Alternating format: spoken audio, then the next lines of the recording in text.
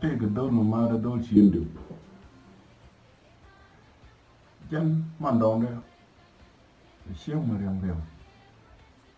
rồi cái cha đó cái nó mong cái này gà đưa để về chiều mua lưu những cái điều là thế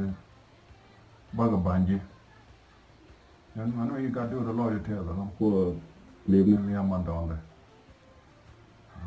nếu chiang có đưa với cái mong cái nó man down giờ nào cái gì lắm vậy man down bị lưu này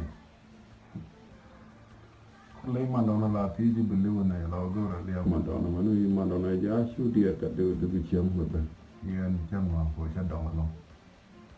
nên bây giờ cả đưa đi chứ ban work Israel còn work variation thế bây giờ thì cái này cái tem chỉ work Israel bây giờ cái chỗ cái Israel nó đang cho mình đi chỗ một cái gì gì để chỉ kia bây giờ gì để kia nó thì cháu còn cái Israel nó đang Jerusalem mà chỉ gặp đưa đi cho luôn quan trọng là tên có hotel cho nên thì mình chưa có lo nhiều mình mòn mà đó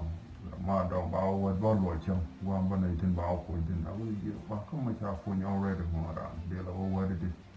cái này dân vào chân chả có quan được biển năng có ok bây giờ cost cái yếu tố mà rồi con được cái yếu tố mà rồi